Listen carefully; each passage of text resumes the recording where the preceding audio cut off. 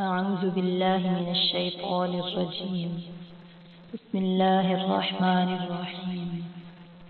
وإذ قلتم يا موسى لن نؤمن لك حتى نرى الله جهرة فأخذتكم الصاعقة وأنتم تنظرون. اور جب ہم نے کہا اے موسیٰ ہم ہرگز یقین نہ کریں گے تیرا جب تک کہ دیکھ نہ لیں اللہ کو سامنے.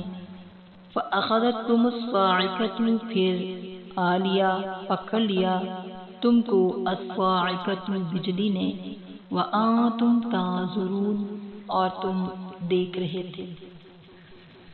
ثُمَّ بَعَثْنَاكُمْ مِنْ بَعْدِ مَوْتِكُمْ لَعَلَّكُمْ تَشْكُرُونَ پھر اٹھ کھڑا کیا ہم نے تم کو تمہارے مرنے کے بعد، یعنی تم کو زندہ کیا تاکہ تم احسان مانو.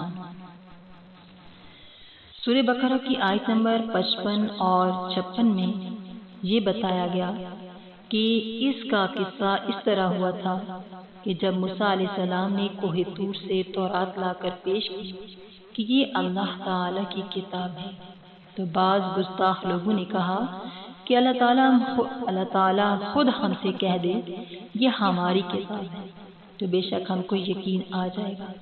موسیٰ علیہ السلام نے بے اذن الہی فرمایا کوہ طور پر چلو یہ بات بھی ہو جائے گی. بنی اسرائیل نے اس کام کے لیے 70 آدمی منتخب کر کے موسیٰ علیہ السلام کے ساتھ کوہ طور پر روانہ کی. وہاں پہنچنے پر اللہ تعالیٰ کا کلام ان لوگوں نے خود سنا اس وقت اور رنگ لائے کہ ہم کو تو کلام سننے سے قناعت نہیں ہوتی، خدا جانے کون بول رہا ہوگا. اگر خدا کو دیکھ لیں تو بے شک مان لیں، کیونکہ دنیا میں کوئی شخص اللہ تعالیٰ کو دیکھنے کی قوت نہیں رکھتا. اس لیے اس گستاخی پر ان پر بجلی آ پڑی اور سب ہلاک ہو گئے. اگلی آیت میں ان کی ہلاکت کا بیان کیا ہے کہ موت کے لفظ سے ظاہراً معلوم ہوتا ہے کہ یہ لوگ اس بجلی سے مر گئے. پھر ان کے مارنے کے بعد پھر ان کو دوبارہ زندہ کیے جانے کا قصہ یہ ہوا کہ موسیٰ علیہ السلام نے اللہ تعالیٰ سے عرض کیا کہ بنی اسرائیل یوں ہی بدگمان رہتے ہیں، اب وہ سمجھیں گے کہ میں نے ان کو کہیں لے جا کر کسی تدبیر سے ان کا کام تمام کروا دیا ہوگا. مجھ کو اس تہمت سے محفوظ رکھیے. اللہ تعالیٰ نے پھر اپنی رحمت سے ان کو دوبارہ زندہ کر دیا. یہی آیت اس آیت میں بیان کیا پھر ہم نے موسیٰ علیہ السلام کی دعا سے تم کو زندہ کر کے اٹھایا تمہاری مر جانے کے بعد اس توقع پر کہ تم احسان مانو گے.